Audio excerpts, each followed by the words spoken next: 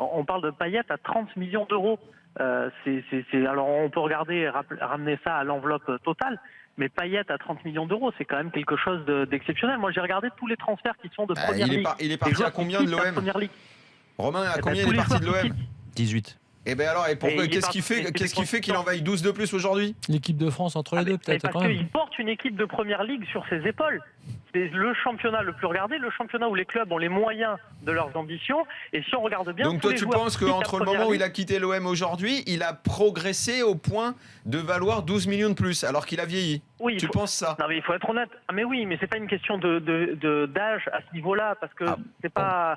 Faut pas toujours raisonner en termes de vente. J'ai l'impression que la présence de Vincent Labrune a fait beaucoup de mal aux personnes qui suivent l'Olympique de Marseille, parce qu'on raisonne en termes de revente, en termes de... non, là on a bien compris qu'on n'a pas revente, Romain. Non, mais je suis assez d'accord. Oui, de dire juste, c'est un échec parce qu'on l'a vendu à 18, on reprend à 30.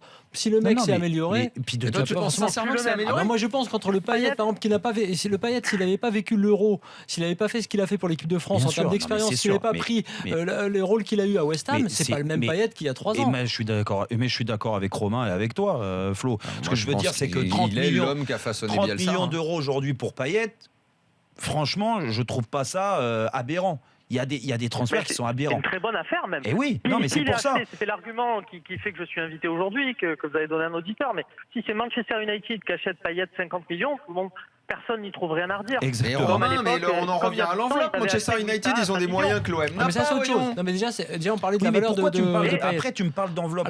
Non, mais sur l'enveloppe... Parce qu'il y a une enveloppe de 200 sur 4 ans. Mais sur 200 sur 4 ans, ok. Mais ce que je veux dire, tu dépenses aujourd'hui, tu as dépensé un peu plus de 40. Et donc, il en reste 160. 160. C'est beaucoup, 160 franchement, millions. c'est déjà pas mal. Déjà, cet été, ils vont pas faire la révolution, ils vont pas prendre 12 joueurs. Ce que je veux dire, dans cette équipe aujourd'hui, moi, quand je regarde l'équipe de Marseille, franchement, offensivement, elle a de l'allure. Avec Payet, avec Thauvin, avec Gomis, avec Cabella, avec Sanson au milieu de terrain.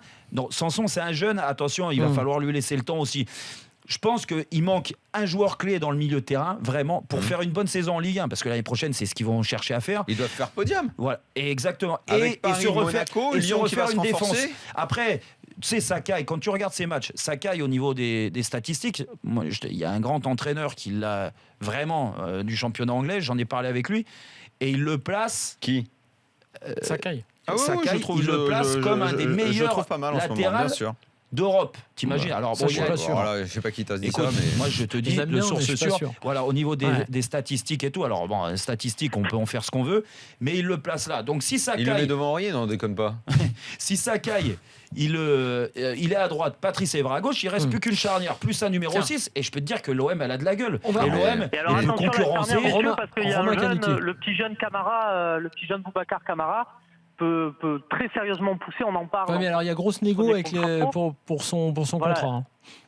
Il y a grosse négo, il y a eu une clarification un peu des positions de Jacques-Henri Hérault qui a été assez claire ce matin dans son interview dans l'équipe. Mais voilà, je pense que c'est un des fameux joueurs qui, si tu prends un très très bon défenseur central, peut te faire progresser. Comme l'arrivée de Payet permet, regardez bien, depuis qu'on parle de Payet et depuis que Payet a signé à l'Olympique de Marseille, regardez le dernier match de Cabella. C'est plus du tout le Cabella qu'on avait là, qui était juste bon. Ça challenge les autres joueurs. De toute façon, Cabella, il était en train de monter en puissance, et de toute façon, ça fait 6 mois que je dis que c'était pas devenu une pipe. Juste pour là-dessus, et là je suis d'accord, il y a Cabella, mais tu peux parler du petit Lopez aussi. Le petit Lopez au milieu de terrain, il va progresser au contact de joueurs qui vont prendre beaucoup de pression sur eux, comme Payet, comme Evra, ces joueurs-là. Quand il y en aura d'autres, ça sera ceux-là. Il y aura 4-5 joueurs. De toute façon, à Marseille, ce qui est simple, c'est qu'à Marseille, il faut des internationaux. Si tu n'as pas plus de la moitié de l'équipe au niveau international, tu ne peux pas y arriver. Parce qu'il y a une pression qui fait que c'est comme ça.